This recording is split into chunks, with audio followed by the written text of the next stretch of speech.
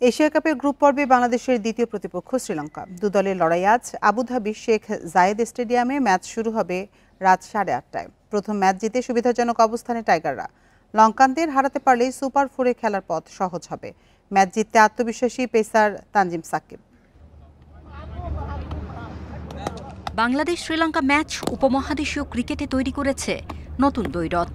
2018 নিদাহাস ট্রফির পর 2023 ওডিআই বিশ্বকাপে ম্যাথিউজের টাইমড আউট বিতর্কে দুদলের লড়াইয়ের উত্তাপ বেড়েছে। টি-20 ফরম্যাটে ওদের চেয়ে টাইগাররা পিছিয়ে থাকলেও সবশেষ লঙ্কানদের মাঠে সিরিজ জয় অনুপ্রেরণা যোগাবে। ম্যাচ পূর্ব সংবাদ সম্মেলনে আত্মবিশ্বাসী জবাব পেসার তানজিম সাকিবের। একটা টুর্নামেন্টে আপনি যে টিমের এগেনস্টে খেলেন না কোনো, জেতাটা মুখ্য বিষয়। এটা হোক শ্রীলঙ্কা, হোক আফগানিস্তান, হোক ইন্ডিয়া, পাকিস্তান।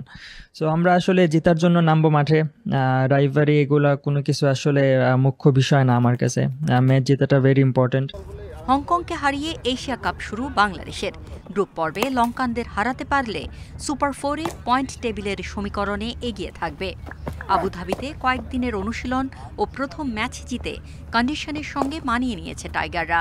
এখন চ্যালেঞ্জ ধারাবাহিকতা রাখার। ওডিআই ওয়ার্ল্ড কাপে আমরা জিতছি, ইভেন লাস্ট সিরিজেও আমরা জিতছি তাদের সাথে। সো এটা আমাদেরকে একটা এক্সট্রা বুস্ট আপ দিবে। আর যেহেতু অনেক ম্যাচ খেলছি ওদের সাথে, প্রত্যেকটা প্লেয়ারকে আমরা চিনি, প্রত্যেকটা প্লেয়ারকে জানি, তাদের উইকজনও জানি। সো আমরা ওয়েল প্রিপেয়ার্ড হয়ে মাঠে নামবো। এশিয়া কাপ টি-20-র সবশেষ আসরের চ্যাম্পিয়ন শ্রীলঙ্কা সামর্থ্য পরিসংখ্যানেও এগিয়ে বাংলাদেশ থেকে। দলে অভিজ্ঞ অলরাউন্ডার ওয়ানিন্দু হাসারাঙ্গা, কামিন্দো মেন্ডিস, দাসন সানাকা ধসিয়ে দিতে পারেন প্রতিপক্ষের প্রস্তুতি।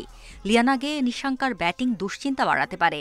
বোলিং শক্তি ওয়েলা লাগে থিকসানার ফর্ম নিয়ে সতর্ক থাকতে হবে টাইগারদের।